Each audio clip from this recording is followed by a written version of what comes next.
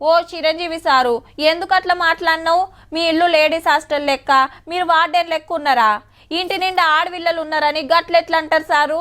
ఇంకో మన్మరాలొద్దు, మన్మడే కావాలనుడు మంచిగానే అనిపిస్తుందా మీకు? ఎన్నో తెలిసినోళ్ళు మీరే తక్కువ చేసి మాట్లాడితే మంచిగా అనిపించకపాయే. సోషల్ మీడియాలో చూడుండ్రి మస్తు ఎడ్డిస్తాన్రు, మేమంటే గిట్లా అడుగుతున్నాం గాని.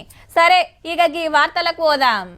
ఏం మెగాస్టార్ మళ్ళా రాజకీయాలకు వస్తాడు? చిరంజీవి సార్ బీజేపీలకు పోవుడు పక్క, రాజ్యసభ ఎంపీ సీట్ ఇస్తుర్రట అని నెల రోజుల కంచి పుట్ల కొద్ది పుకార్లు పుట్టినాయి. మా ఇంట్లో సంక్రాంతి పండుగ చేస్తున్నా, మీరంతా రావాలని సెంటర్ మంత్రి కిషన్ రెడ్డి సార్ అటుకెళ్లి ప్రధానమంత్రి సార్ను, ఇటుకెళ్లి చిరంజీవి సార్ను, కొందరు ముఖ్యులను పిలిచే వరకు గా దినంకెళ్లి జోరుంది ఈ ప్రచారం.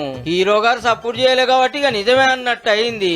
ఎందుకంటే ఆంధ్రాలో తమ్ముని సేన బీజేపీతో కలిసింది కాబట్టి అన్నయ్య గిన కాషాయం కండువా కప్పుకుంటాడేమో అనుకోబట్టి ఇట్లనే ఇడిచిపెడితే ఇంకేం పుకార్లు పుట్టిస్తారో అని సినిమా ఫంక్షన్ లకి క్లారిటీ ఇచ్చిండి. ఇక పొలిటికల్ గా వెళ్ళటం అనేది లేదు, ఆ డౌట్ పెట్టుకోవద్దు. అంటే ఈ జన్మంతా ఇంకా రాజకీయాలకి దూరంగా ఉంటూ, సినిమాలకి అతి దగ్గరగా ఉంటూ, హక్కును చేర్చుకుంటూ ఆ కళాన్ని తలుతూ ఉంటారు. కాదన్నట్టు రాజకీయాలకు రానంటే రాను, సినిమాలేనా జిందగీ అంటాడు సాఫ్ సీదా. అప్పట్లో ప్రజారాజ్యం పెట్టి 18 సీట్లే గెలిస్తే పార్టీ నడుపు నాతోని కాదని కాంగ్రెస్ లో కలిసి సెంటర్ మంత్రి అయిండు చిరంజీవి సారు.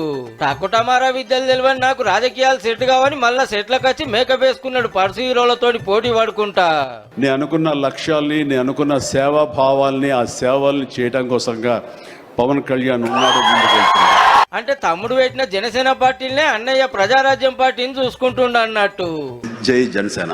ప్రజారాజ్యం రూపాంతరం చెందింది జనసేనగా. ప్రజారాజ్యం పార్టీ ముదిరి కాంగ్రెస్ లో కలిసింది. ఈ జనసేన కూడా ముదిరి